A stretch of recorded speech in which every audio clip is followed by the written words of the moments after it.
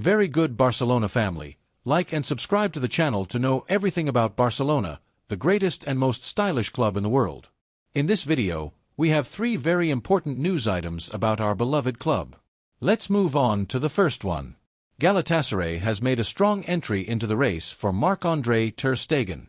And more than one Barcelona supporter might consider this move to make a lot of sense, given the circumstances. Ter Stegen is undoubtedly one of the most solid goalkeepers in European football of the last decade. He stops shots with extraordinary reflexes, dominates the game with his feet, and brings a sense of security that few goalkeepers offer. But the environment has changed.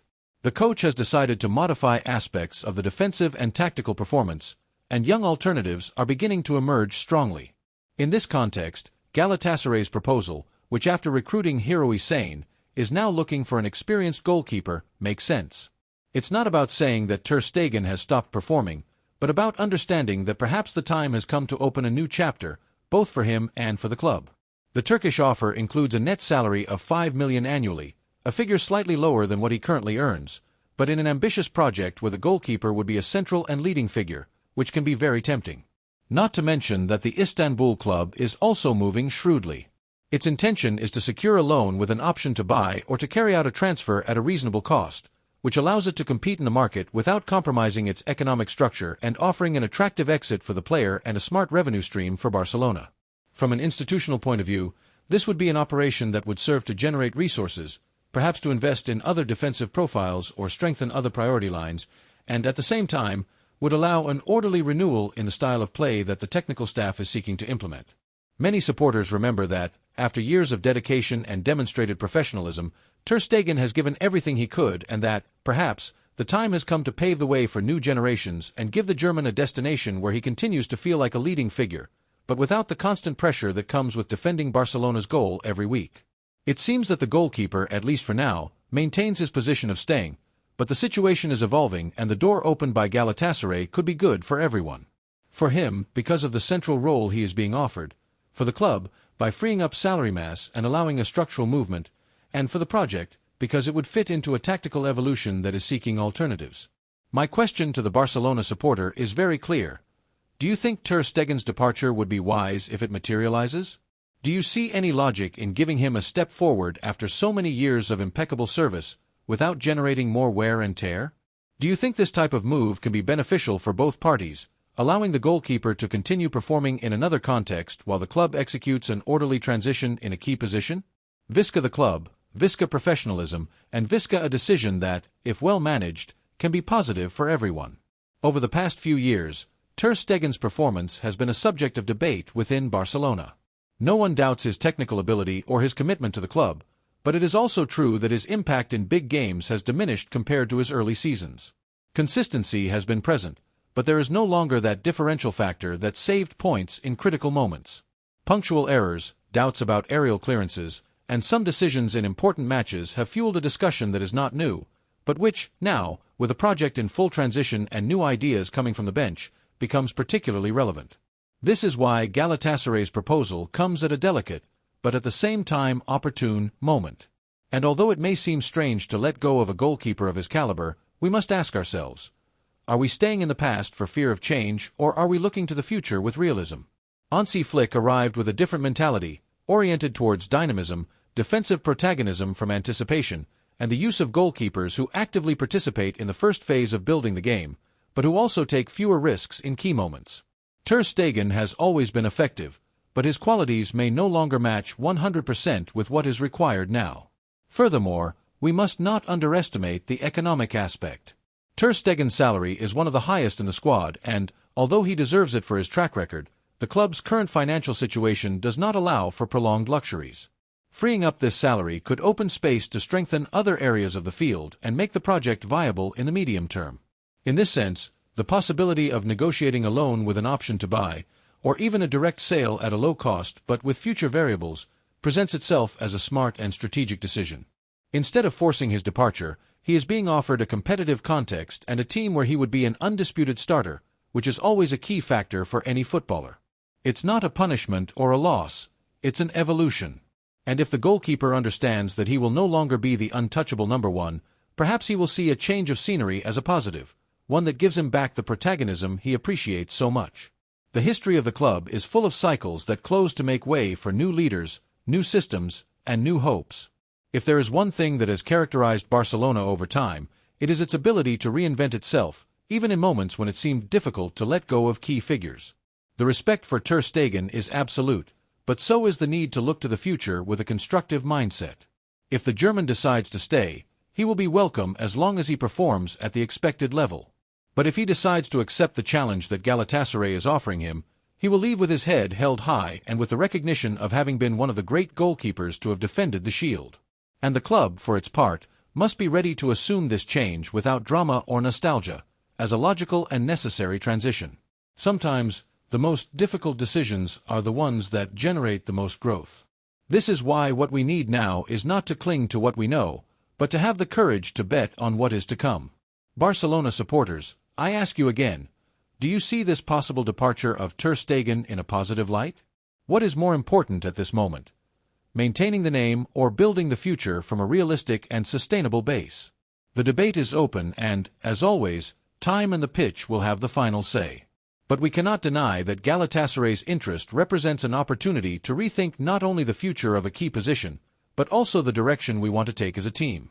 Ronald Araujo could be living his final days at the Blaugrana club, and for many Kules, this isn't necessarily bad news.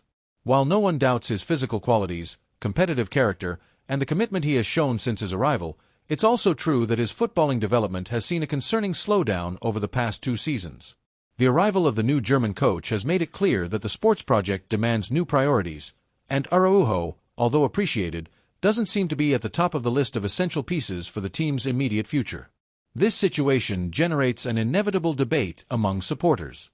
Is it better to keep a player who gives his all on the field but doesn't quite fit into the scheme, or to bet on a sale that would offer financial and tactical relief for the club?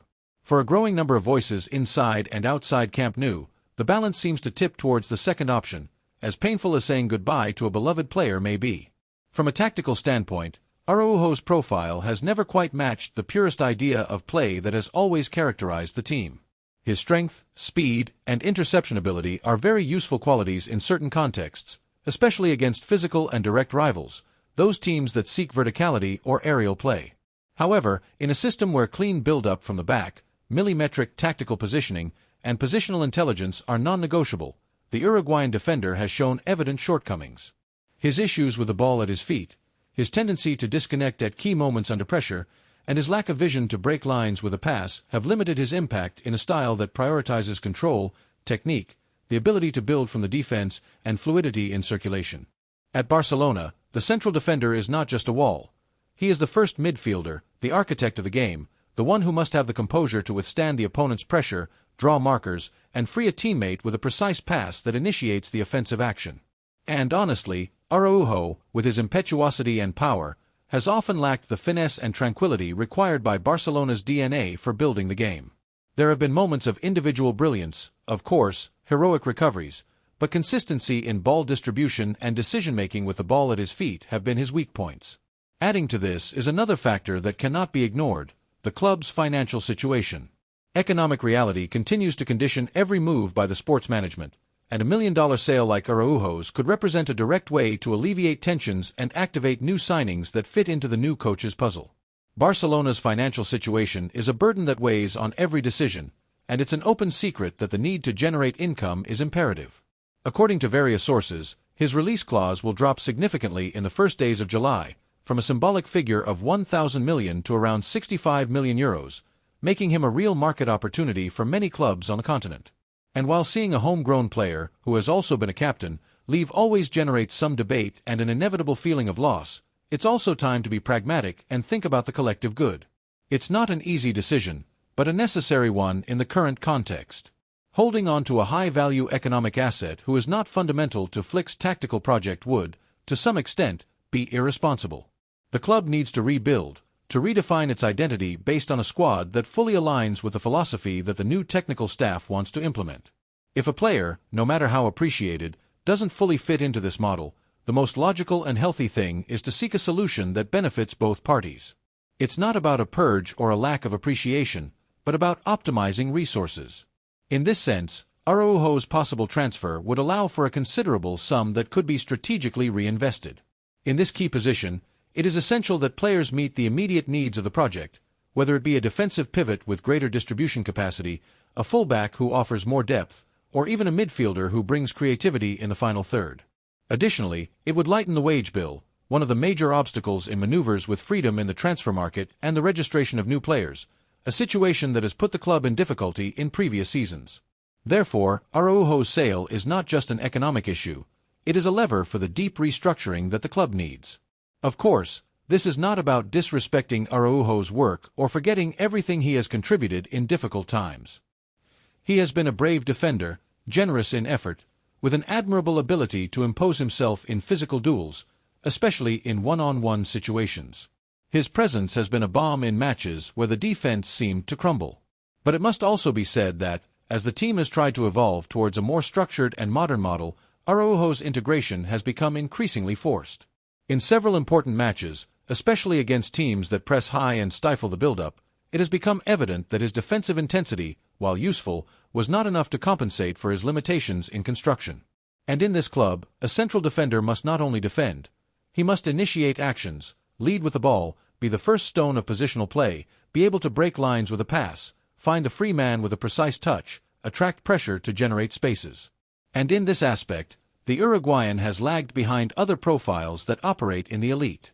His aerial game, his impact in challenges, and his speed in open field are undeniable. But Hansi Flick's Barcelona demands a central defender who is a marshal with the ball at his feet, an orchestra conductor from the defense. Additionally, internally, his role within the dressing room has also been reviewed. In a group undergoing generational transition, the aim is for technical leaders to also be tactical leaders. Araujo has been an emotional reference and a symbol of dedication.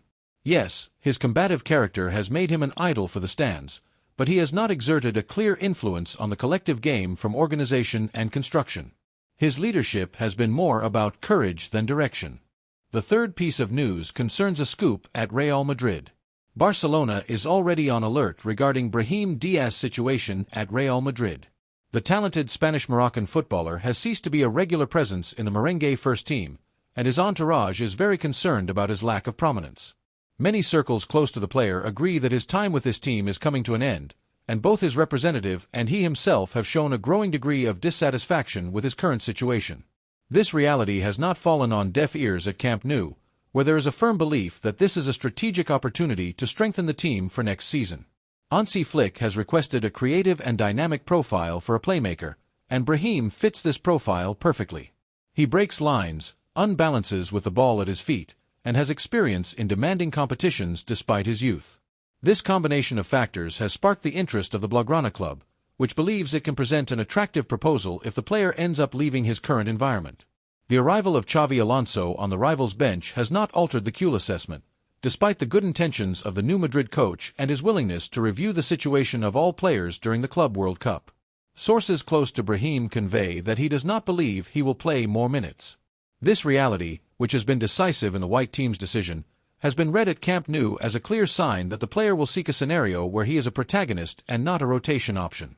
Although publicly they support his continuity, the conviction in Madrid is that this idea is losing strength over time, and some movements in the dressing room could facilitate his exit. Brahim's contractual situation also favors this move, even though he is tied to his current club for the remaining years of his contract. The lack of competitive rhythm reduces his real value on the field.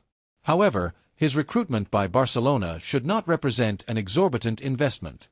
It would be evaluated between a transfer with bonuses or a loan with an option to buy, a format that has worked on previous occasions. Additionally, the player's predisposition to accept the Blaugrana challenge facilitates the negotiation and makes the plan viable. On an emotional and sporting level, the recruitment of Brahim Diaz represents a powerful signal. In a team that seeks to strengthen its identity with versatile players, capable of breaking lines and adapting easily to high-level demands, his arrival would not only be a tactical solution but also a clear message. The club has a strategy and knows how to detect talents that add value. Furthermore, incorporating a young player with international experience and in full projection aligns with the intention to build a competitive team for the following cycles. This type of decision, executed with precision, strengthens both the squad and the credibility of the project in an environment that values well-directed bets. For now, at camp, everything is in strategic observation mode. Laporta is aware. The sports managers are analyzing the viability of the recruitment and consulting Flick's technical entourage. And although there have not yet been formal contacts, the forecast exists. The club knows it must move quickly if it wants to get ahead of potential competitors and take advantage of Brahim's contractual and emotional situation. No one doubts that, if the conditions are met, a powerful offer will be made, consistent with Barcelona's style, without blowing up the market, but with a firm competitive guarantee. And you, the Kules, what do you think of this possible move? Do you believe that Brahim Diaz can become a key piece for Flick's project? Do you see it positively to take advantage of this opportunity now that the signals from Madrid point to an imminent exit? The debate is open, and the supporters have always been a decisive factor in supporting offensive moves of this type. The club listens, the analysts study, and now it's your turn. What do you think? Would you like to see the Malagueño in blue and garnet next season? Beyond the purely tactical analysis, there is a very important symbolic component in a possible incorporation of Brahim Diaz to Barcelona. He is a player who, although linked to the eternal rival, has never closed the door to new stages. In fact, in private, he has confessed to having no problem wearing blue and garnet if it means taking a step forward in his professional career. This open attitude is highly valued by the Kuel entourage, as it reflects maturity, ambition, and a purely footballing approach. The desire to compete at the highest level and be important in a team like Barcelona, which demands character, talent, and commitment. In this sense, Hansi Flick considers that Brahim could be a precious piece to reinforce offensive transitions, play between the lines, and, above all, provide creative solutions when the rival retreats into a low block. His profile combines unbalance, tactical reading, and intelligence to associate, elements that fit very well with the philosophy of active possession and constant mobility that the German coach wants to implement. We are not just talking about a substitute, but a possible starter in key matches, especially if he manages to adapt quickly to the environment and the system. Furthermore, Brahim's versatility allows him to play in several areas of the attack, which significantly increases his value in a squad that aspires to compete on all fronts. On the other hand, from Barcelona's sports management, this possible operation is interpreted as a way to strengthen the squad without entering into economic wars. Taking advantage of situations like this, where the player is not satisfied with his role and is willing to change scenery, allows acting with intelligence and anticipation. Instead of going to the market to pay exorbitant prices, opportunities are detected and activated when conditions are favorable. This model, much more sustainable, fits into the roadmap that Joan Laporta has drawn for the new Blaugrana cycle, to be competitive without endangering the club's financial stability. And the situation at Real Madrid with Brahim does not seem to have much room for improvement. Although Xavi Alonso may make an attempt to integrate him into his plan, the reality is that his projection as a starter is low. His lack of minutes last season generated frustration in his entourage, who see no practical support. This is why many in his entourage are already talking about departure as an imminent reality rather than a possibility. In this context, Barcelona could act decisively. Internally, different formulas are being considered, ranging from a loan with an obligatory purchase option to a transfer with staggered payment based on objectives. Everything will depend on how the pieces move in the coming weeks and the player's willingness, which seems to lean towards a change of scenery that allows him to feel like a protagonist again.